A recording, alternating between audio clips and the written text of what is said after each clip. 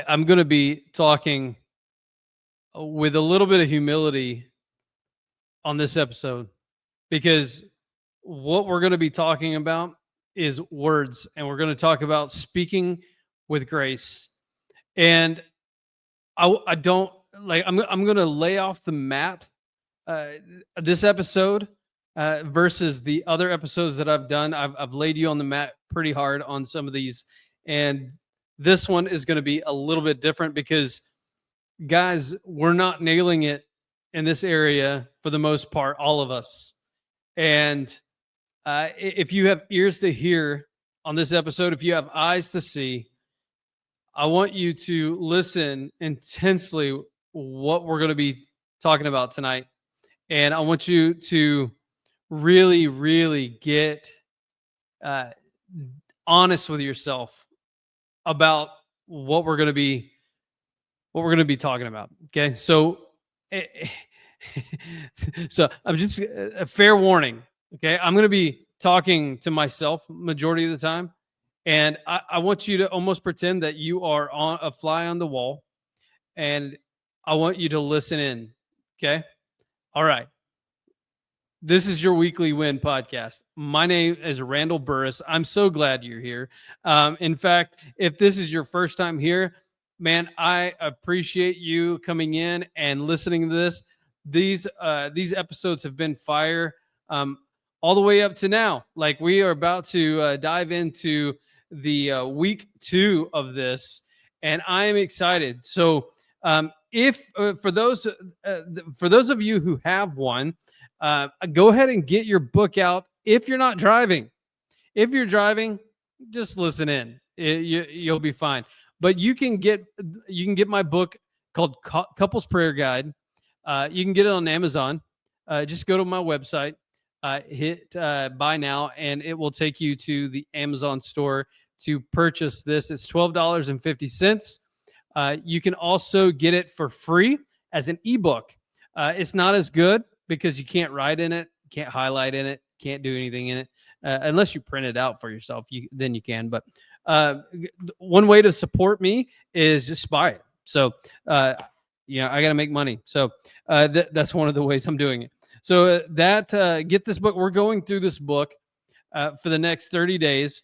We're on episode 9, guys, and so I'm excited. So for those who haven't gotten this book or haven't listened to this, we've been doing this.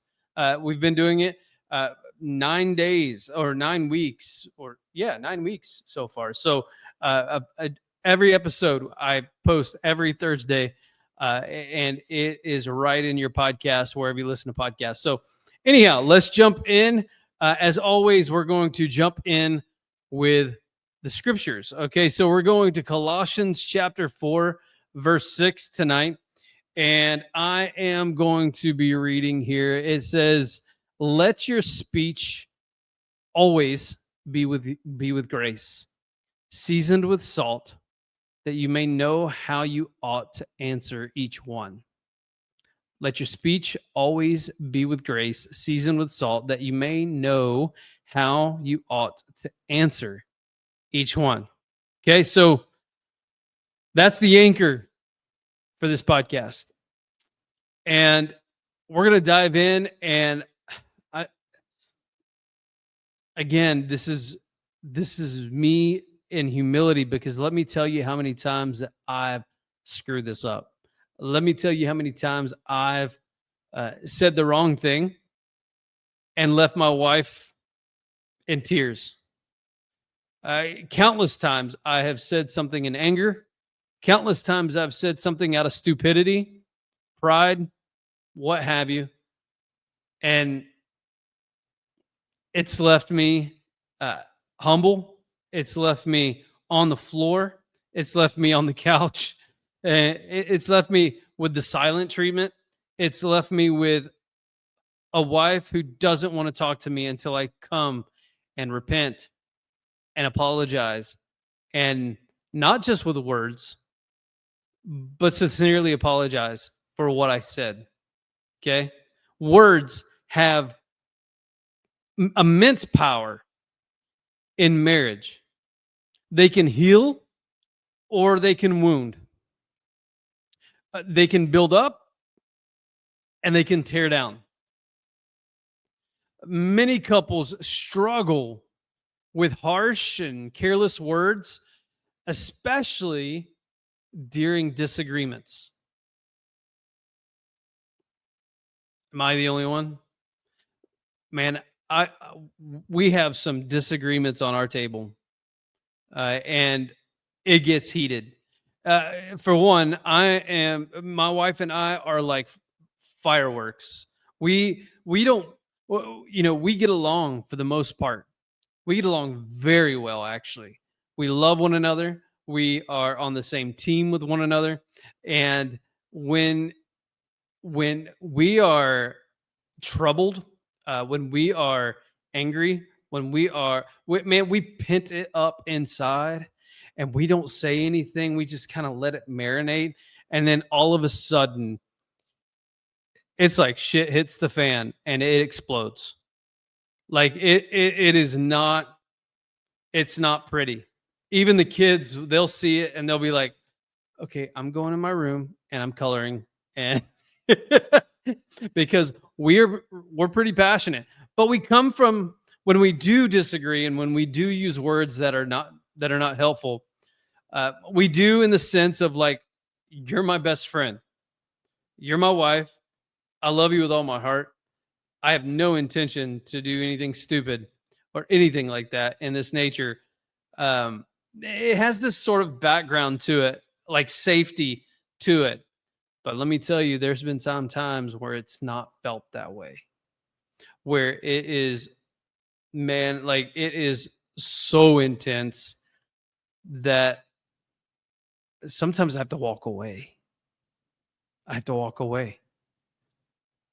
But I've used some words that have not, that have been careless. So in our disagreements, what do? Well, Colossians urges us to let our conversations be full of grace, seasoned with salt, meaning wise. Your words need to be wise. Your words need to be kind. Your words need to be purposeful. Man, let's just sit there for a second. Let your words be wise, kind, and purposeful. All right, let's go on. I want you to reflect on a recent interaction you've had with each other. Have your words been uplifting? If they have, congratulations. You're better than most. But if you haven't, I want you to think about that. Have your words been uplifting, or have they stung? Are they darts to the heart? Are they arrows to the soul? What are your words like? Because harsh words often stem from frustration. They often stem from like a fatigue. And when fatigue sets in, oh man, like after we're done with this book, I can't wait till we go into some other things about fatigue, because there's a lot of things that I want to talk about after this book. But anyhow, coming back to this, harsh words often stem from frustration, fatigue, or unmet expectations. And I've talked about this. I've talked about unmet expectations, how we're supposed to communicate and how we're supposed to like talk to one another on a daily basis of what our expectations are. Because if you are not talking to your spouse, if you're not laying down expectations that you have for the week or for that day, fireworks will go off when those expectations aren't met. But grace-filled words, grace-filled speech reflects God's love. And whenever we are talking in a way that is unhelpful, or words that sting, or they're not purposeful or kind or wise. It often stems on from a belief that we have or an unbelief that we have of God. We don't believe God in some sort of way in that moment. And so when we don't believe God in that moment, words fly, and they fly hard. It's kamikaze 101. Like, it is not good. All right? So it stems from a place where we are not believing God for something. All right? So Jesus spoke Jesus spoke truth with compassion, even when correcting others, right? We see that. We see that he's been kind and firm. He's been full of grace and truth. When correcting others, he had salt words, he had meaningful words, purposeful words. Consider a time when your spouse's words and actually encouraged you, and how did it strengthen your bond when she spoke encouraging words to you? It was pretty incredible, right? When my wife praises me for something, or says I did a good job, something, or I overhear her telling someone about something I did great, man, there's no better person out there than when my wife says amazing things about me. I could care less about other people and what they say or what they think about me. When my wife says something good about me and she thinks good of me, like, that's all I need to get by in life. It's amazing. So, now I want you to think of a moment you spoke harshly, and how could grace have changed the outcome? Think of a moment you spoke harshly. How could grace would have changed? How would grace have changed that outcome? Speaking with grace means, like, it means like pausing before you react. Speaking with grace is like praying for wisdom. Choosing words that honor your spouse. That's what that means. Speaking with grace means maybe I should shut my mouth for a little bit. Maybe I should pray about this. Maybe I should go read the word a little bit, and choose words that might actually honor my wife. Because Lord knows, if I begin to clap back or anything like that, it's not going to go well. It's not going to go well. What what is it for you? Like, some of you guys have some tempers.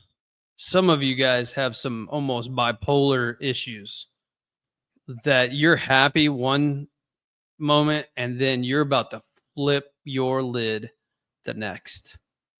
Some of you, like, your wife thinks you're unpredictable. You don't even know, she doesn't even know where you're going next, because you're so unstable.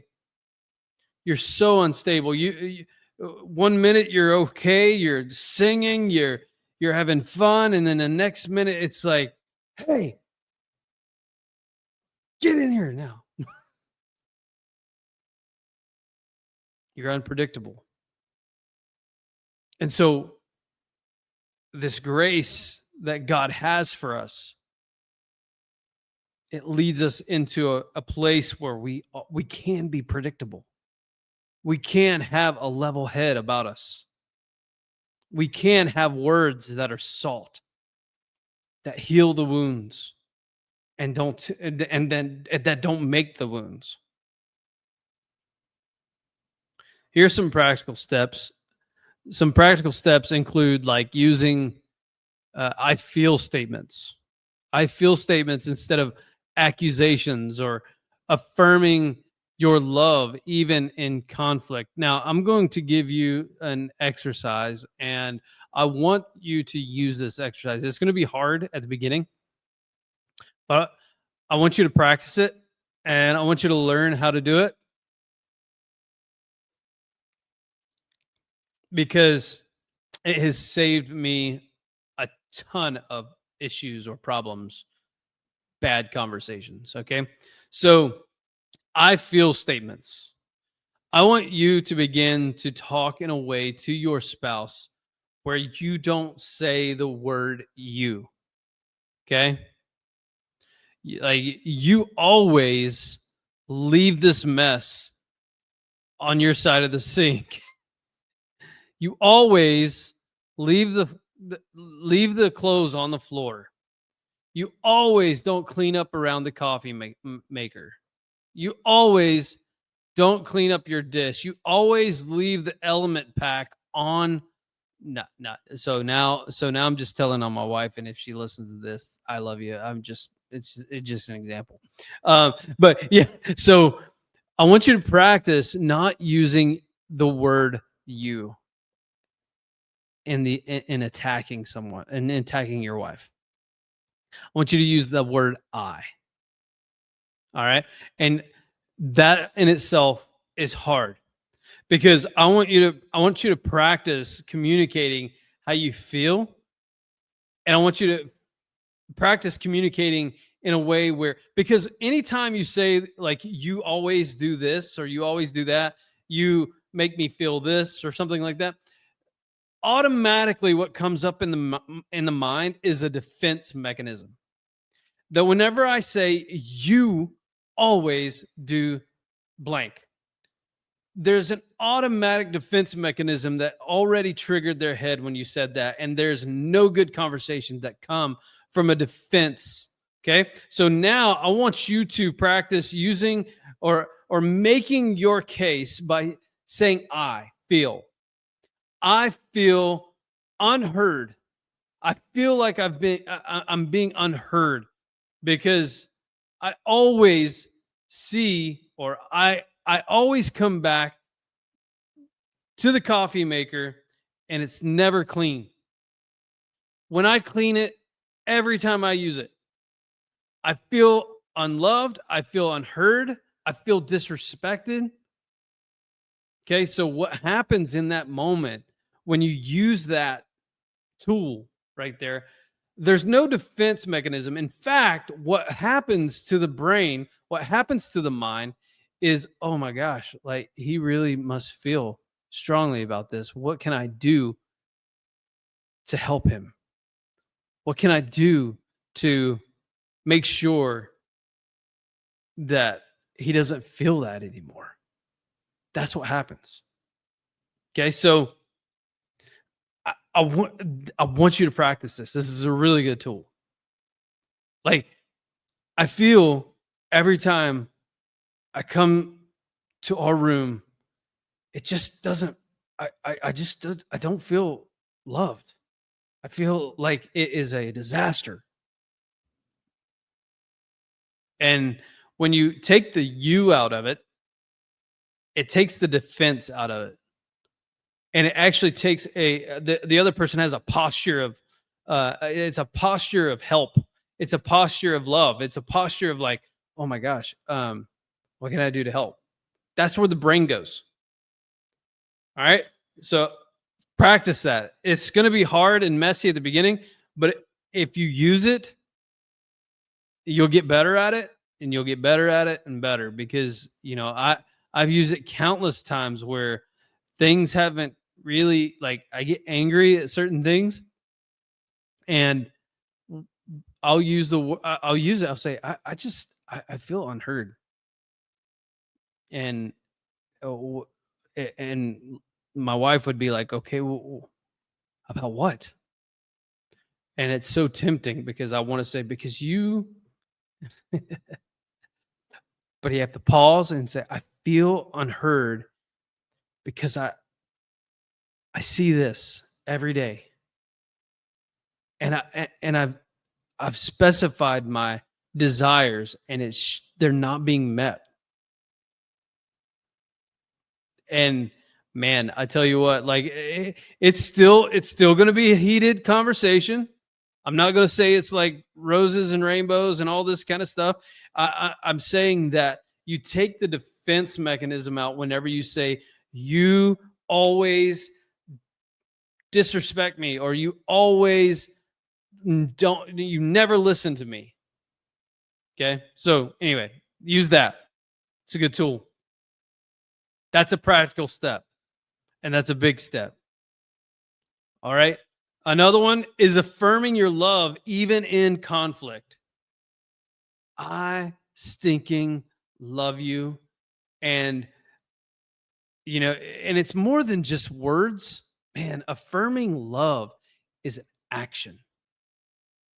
Affirming love is getting in the game and seeing her needs, because the Bible says that she's the weaker vessel.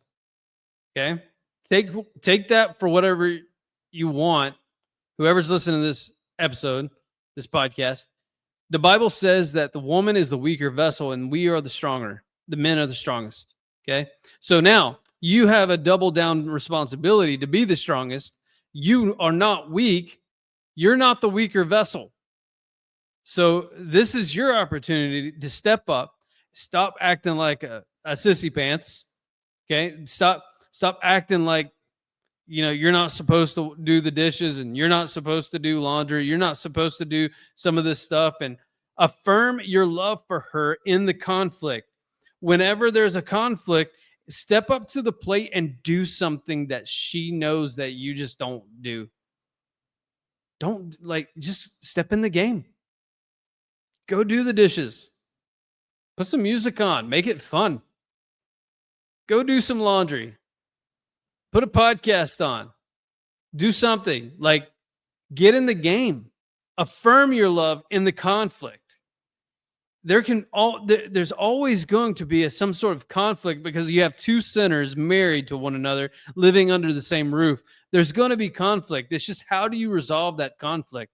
Is it always biting and fighting and slinging arrows? Or is it actually you love one another and you're just trying to make peace? You're just trying to figure out the issue. Affirm your love, not just only with words. Because I love you doesn't work when you're not showing that love anywhere else. That's a bigger episode. I'm not going into that right now. It's also about tone. Speaking with grace is about tone, like soft words. Soft words diffuse tension. I think that's Proverbs chapter 15. Soft words diffuse tension in the room. So it's about tone. And sometimes we can use this, especially on our wives. We can use this in a way that's like, babe, just simmer down a little bit. Let's get our bearings. Like, and she's gonna flip out. I'm not simmering down. You're So you've got to read the room, right? I get it. Can we just turn it down a notch?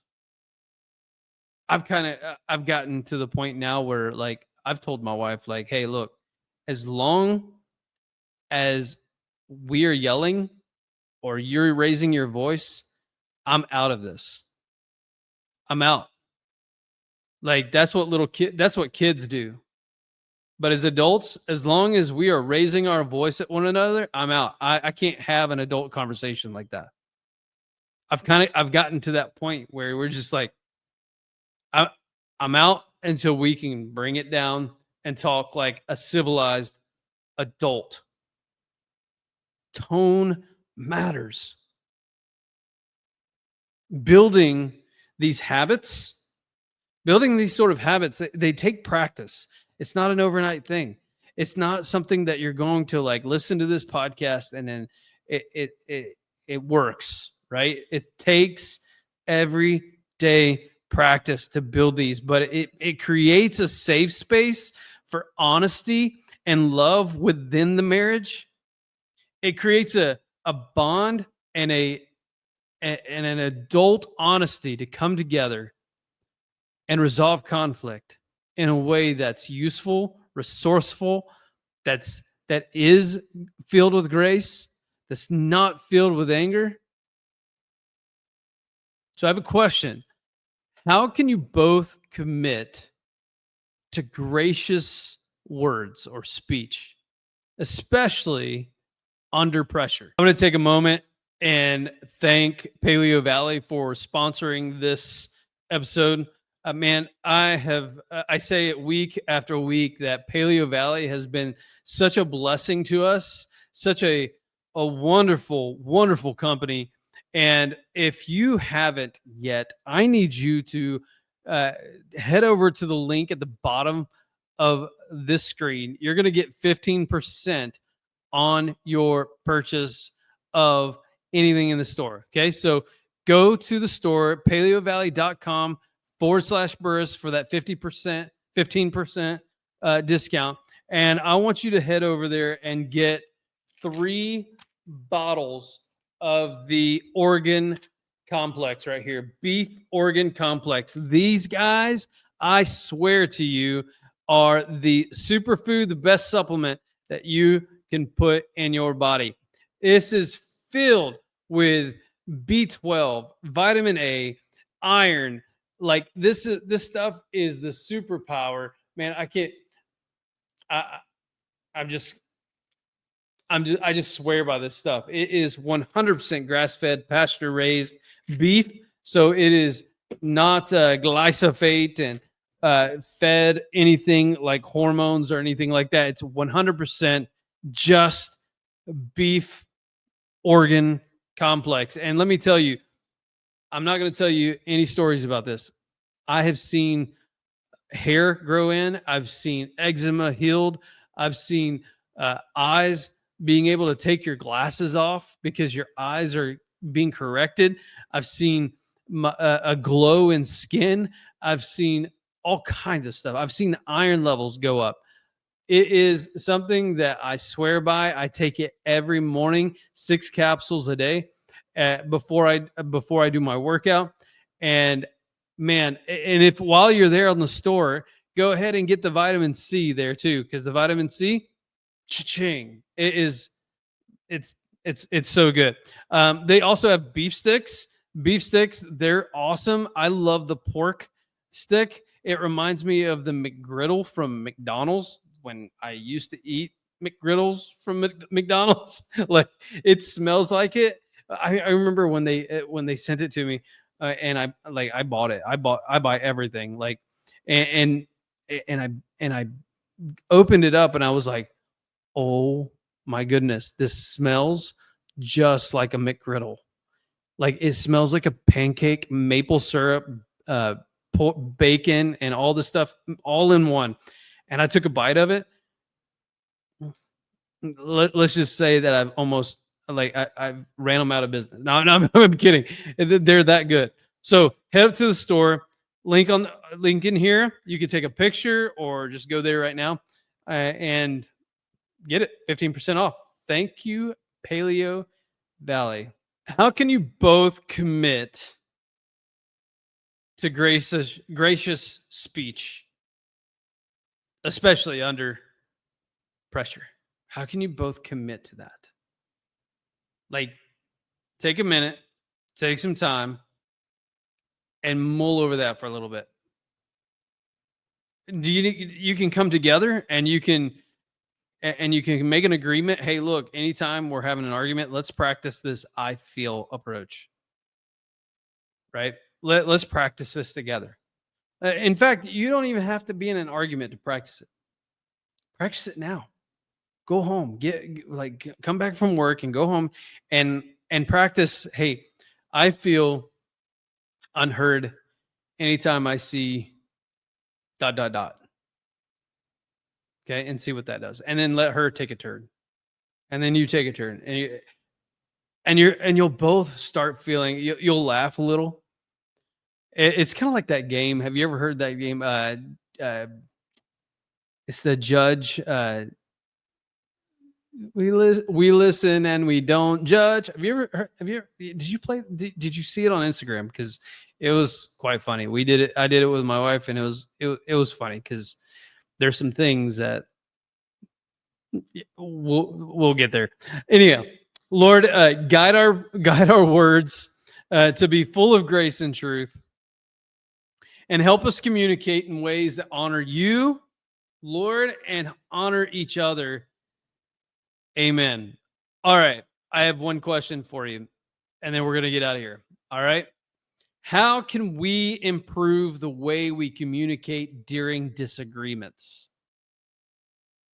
How can we improve the way we communicate in disagreements? All right. Write it down.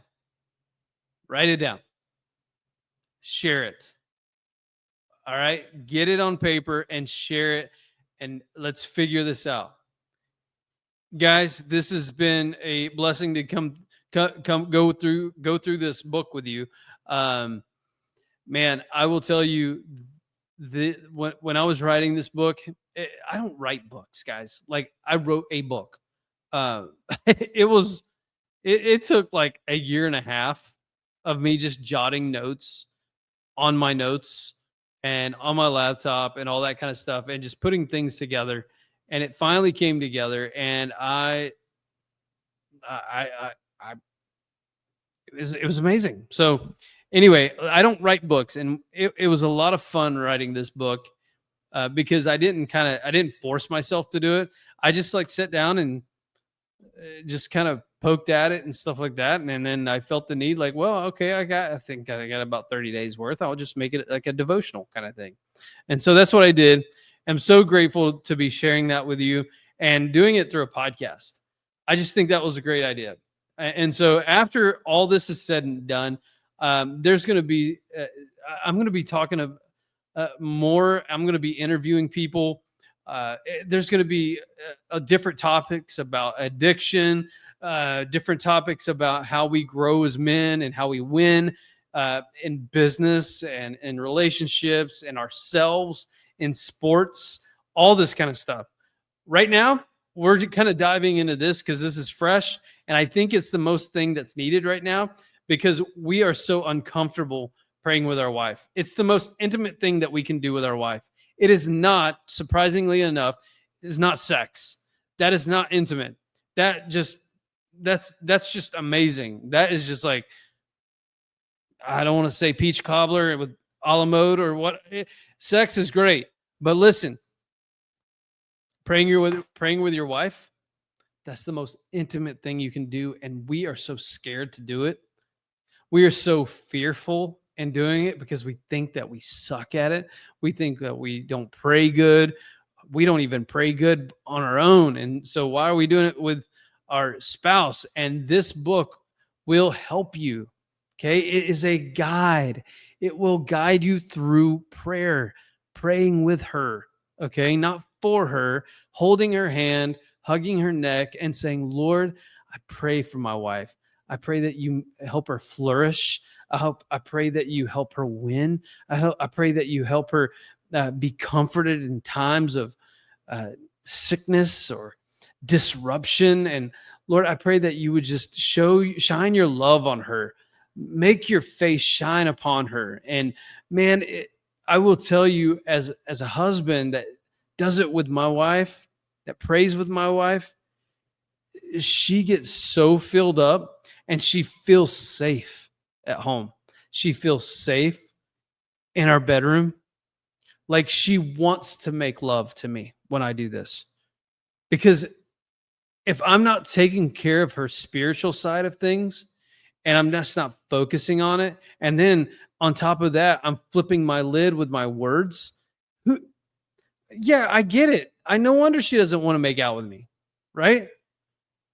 But if I'm changing that and if I'm growing as a man to be a priest of my home and I'm praying with her and I'm not flipping my lid and I'm actually trying to use my words wisely, she sees that, it's game on.